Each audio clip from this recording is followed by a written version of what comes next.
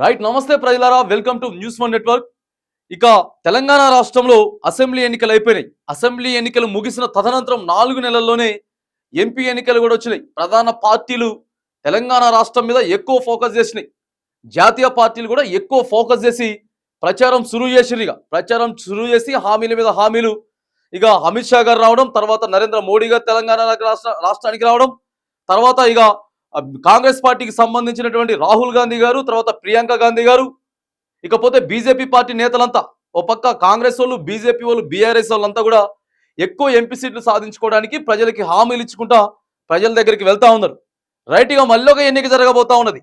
ఇదే నెల, ఇదే మే నెల 27వ తారీఖున తెలంగాణ రాష్ట్రంలో ఖమ్మం, నల్గొండ, వరంగల్ 3 జిల్లాలకు సంబంధించినటువంటి పట్టభద్రుల ఎన్నికలు జరగబోతా ఉన్నాయి. నిరుద్యోగులు, ఉద్యోగులంతా కూడా వాళ్ళ ఓటు హక్కును వినియోగించుకోబోతా ఉన్నారు. దాదాపుగా 6 లక్షలకు మందికి పైగా ఓటు హక్కు వినియోగించుకోబోతా ఉన్నారు. అయితే ఇక్కడ ఏంటిది అంటే, ప్రధాన పార్టీలు ముందుగానే కాంగ్రెస్ పార్టీ అధికారంలో దూసుకుపోయి, అధికారంలో ఉన్నటువంటి కాంగ్రెస్ పార్టీ మరి అక్కడ తీన్మార్ మల్లన్నను ప్రకటించింది. తీన్మార్ మల్లన్న అంతకు ముందు కూడా మరి ఆయన స్వతంత్ర అభ్యర్థిగా పోటీ చేసి ఎవరైతే అక్కడ ఎమ్మెల్సీగా గెలిచిరో పల్లా రాజేశ్వర్ రెడ్డికి అతి దగ్గరగా వచ్చి సమీపంలోనే ఒక కొంత తక్కువ మెజారిటీతో ఓడిపోవడం కూడా మనం చూసినాం. రైట్కి ఇప్పుడు తీన్మార్ మల్లన్నని చాలా క్రేజ్ ఉన్నటువంటి తీన్మార్ మల్లన్న సోషల్ మీడియా వ్యాప్తంగా కూడా ఎక్కువ క్రేజ్ ఉన్నటువంటి తీన్మార్ మల్లన్న ప్రకటించడంతో పాటు మరి కాంగ్రెస్ పార్టీకి, తర్వాత తీన్మార్ మల్లన్నకి ఎవరైతే ఆపోజిట్ గా పెడితే మనం గట్టిగా బలం చేకూరుతుంది, మనం గెలిచే అవకాశాలు ఉంటాయని చెప్పి కేసీఆర్ కూడా అక్కడ బీజేపీ పార్టీ నుంచి బీఆర్ఎస్ పార్టీలోకి వచ్చినటువంటి ఏనుగుల రాకేష్ రెడ్డిని కూడా నియమించేసిర్రు. మళ్ళీ ఇప్పుడు బీజేపీ పార్టీ అభ్యర్థి ఎవరు? ఇప్పటికే తెలంగాణ రాష్ట్రంలో బీజేపీ కొంత ముందుకు వెళ్తా ఉన్నది. ఎంపీ సీట్లు కూడా 4 సీట్లు గెలుచుకున్నారు. ఈసారి ఖచ్చితంగా 6 నుంచి 10 వరకు సీట్లు గెలుచుకోవాలి అనేటటువంటి ఆ ఉద్దేశం మీద బీజేపీ పార్టీ ఏదైతే ముందుకు వెళ్తా ఉన్నదో, రైట్కి ఇక్కడ మళ్ళొక వ్యక్తిని ఎమ్మెల్సీకి సంబంధించినటువంటి ఆ పట్టభద్రుల ఎమ్మెల్సీ అభ్యర్థిగా ప్రేమేందర్ రెడ్డిని ప్రకటించినటువంటి బీజేపీ అంట. చూడండి, సేమ్ ఇక్కడ రెడ్డి క్యాండిడేట్ నే దింపిర్రు. ఎమ్మెల్సీ అభ్యర్థిగా బీజేపీ తరఫున రెడ్డి క్యాండిడేట్ ని నింపిర్రు.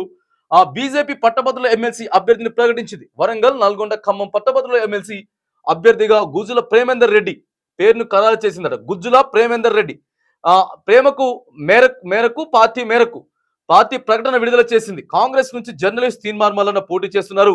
బీఆర్ఎస్ ఏనుగుల రాకేష్ రెడ్డి బరిలో నిలుస్తున్నారు. తీన్మార్ మల్లన్న ఇప్పటికే నామినేషన్ దాఖలు చేశారు. ప్రస్తుతం ప్రచారంపై దృష్టి కూడా పెట్టిర్రు. మరి ఇక రాకేష్ రెడ్డి కూడా ఇంకా వీళ్ళు కూడా నామినేషన్ వేసేస్తారు. పట్టభద్రుల ఎమ్మెల్సీ ఉప ఎన్నికకు సంబంధించి నామినేషన్ల ప్రక్రియ మే 2న ప్రారంభమైంది. నామినేషన్లు దాఖలు చేయడానికి మే 9 చివరి తేదీగా ఉంది. మే 13 వరకు నామినేషన్ల ఉపసంహరణకు గడువు ఉంది. మే 27 పట్టభద్రుల ఎమ్మెల్సీ ఎన్నికల పోలింగ్ నిర్వహించనున్నారు. జూన్ 5న ఫలితాలు ప్రకటించనున్నారు. ఎమ్మెల్సీ ఓట్ల లెక్కింపును ప్రాధాన్యత క్రమంలో లెక్కిస్తారు. పోలైన ఓట్లలో 50% కంటే ఎక్కువ మొదటి ప్రాధాన్యత వచ్చిన అభ్యర్థి గెలిచినట్టుగా కూడా మరి ప్రకటిస్తారట. మనం ఇంకా చూడాలి.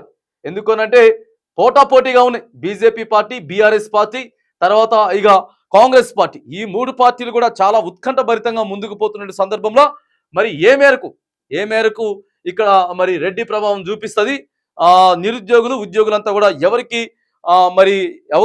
అవకాశం ఇచ్చేటటువంటి అవకాశం ఉన్నదనేది కూడా వెంటనే ఇప్పుడు మనకి మే 13 తారీఖు ఎంపీ ఎన్నికలు అయిపోతాయి. మళ్ళీ మే 27వ తారీఖున ఎమ్మెల్సీ ఎన్నికలు జరుగుతూ ఉంటాయి. జూన్ 4వ తారీఖున ఎంపీ ఎన్నికల రిజల్ట్ వస్తాయి.